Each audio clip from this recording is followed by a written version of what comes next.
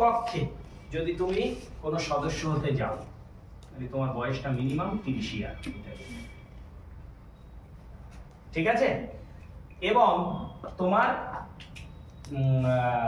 লোকসভায় যদি হও, হ্যাঁ, এইটা কিন্তু উচ্চকক্ষ মানে কোনটা? রাজ্যসভা।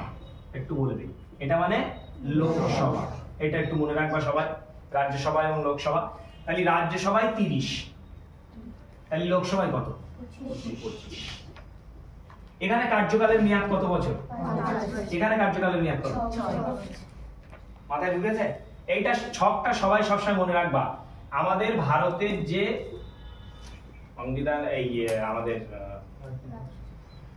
রাজ্যসভা, কেন আমাদের যেটা আছে তাকে আমরা মূলত দুটো ভাগে ভাগ করব। একটা হচ্ছে উচ্চকক্ষ আর একটা হচ্ছে নিম্নকক্ষ। উচ্চকক্ষের নাম হচ্ছে রাজ্যসভা, নিম্নকক্ষের নাম হচ্ছে লোকসভা। লোক সবসময় নিচে থাকে আর রাজ্য তো উপরে, কারণ রাজ্যের মধ্যে লোক থাকবে, এইটা মনে রাখবা। তাহলে সে উচ্চ হবে রাজ্য আর নিম্ন হবে লোক, এটা মাথায় ঢুকলো। এবার এই উচ্চকক্ষে যদি তুমি একটা সদস্য হতে চাও, তোমার বয়সটা ন্যূনতম কত হতে হবে?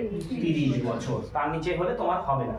লোকসভাতে 25 বছর। ওই জন্য দেখবা লোকসভা যখন ভোট হয়, যারা ভোটে দাঁড়ায়, যেসব আমাদের নেতাগণ, তারা বয়স সবসময় তাদের বলে নমিনেশন জমা করবে। ওই নমিনেশন যারা জমা করবে, কেউ দেখবা 25 বছরের নিচেই হলে তাকে নেওয়া হবে। ন্যূনতম তার 25 বছর বয়স হতে হবে এবং তার কার্যকালের মেয়াদ, পদে বসে সে হলো প্রধান বা উপপ্রধান, এই জাতীয় যা হলো, বা হচ্ছে মেম্বার, যাই হতে থাকলো, তার বয়স, এই কার্যকাল মানে কত বছর, সেটা হবে 5 বছর। আর লোকসভাতে যদি হয়, তার বয়স হতে হবে, মানে কার্যকালের বয়স হবে সেটা 6 বছর। এই পার্টটা বোঝা গেছে? এবার আমার প্রশ্নটা ছিল